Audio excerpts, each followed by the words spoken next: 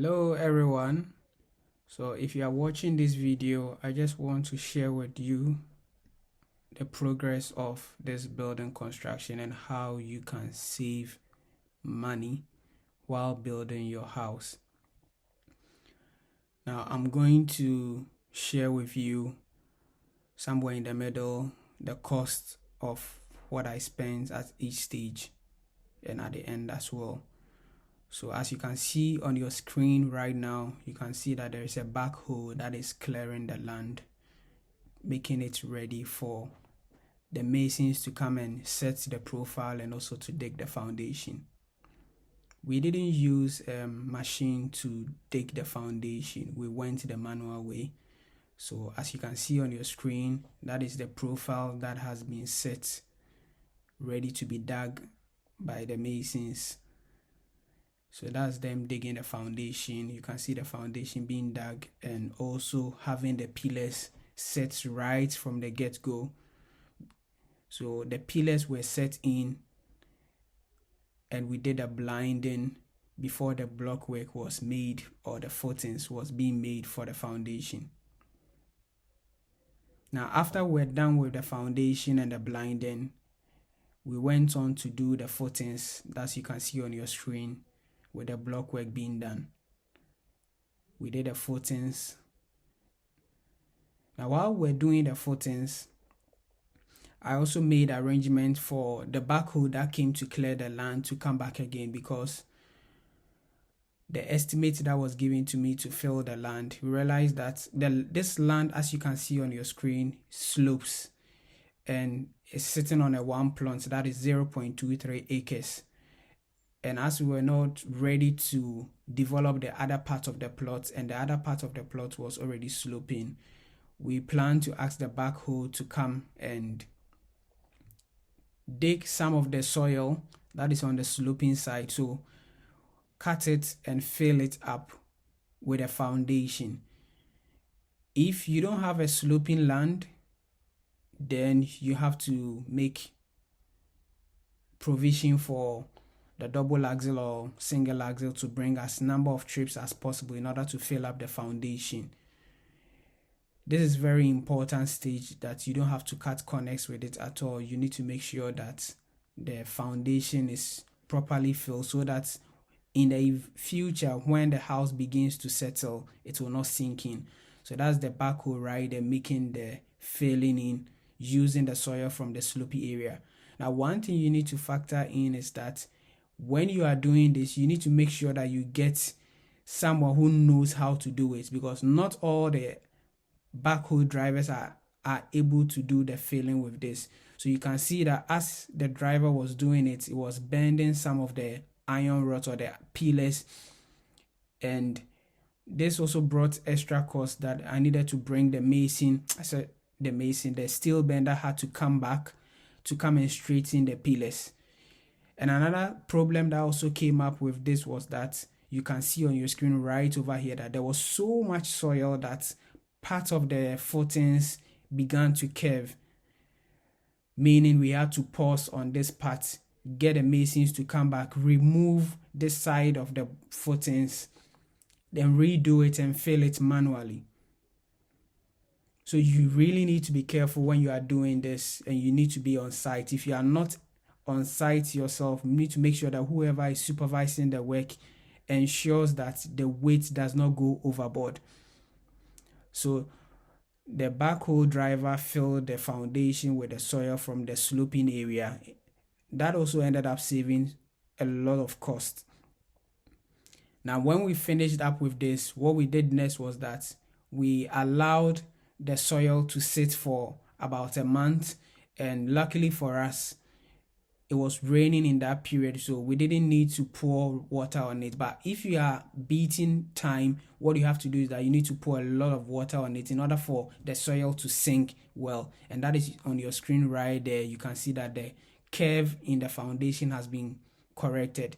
And after we had waited for the land or the soil to settle, it was now ready for the masons to come and do the casting. So that's the casting that you can see on your screen right over there. They did a very good job. The only thing is that they forgot because no one was there to supervise what they are doing. That's one thing that is a mistake that I made with this project. You need to ensure that there is someone who is there to supervise whatever they are doing. And that is just a snapshot of the expenses so far, from the purchase of the land, registering the land, applying for building permits, settling the farmers who were originally on the land who had planted some cassavas. So you need to factor this all in when especially you made purchase of the land from families or from a stool land. When you buy it from the real estate companies, they've already done all this process. So all you have to do is to get your indentures from them after you've made a purchase of the land and you've done all your due diligence by cross-checking to make sure that the title did match with the one who is selling the land to you. And that is the block work that is going on right now. In as much as you are trying to work with what you have, you also need to make sure that whatever work that is being done, they are doing a neat job so that it doesn't create a lot of extra work.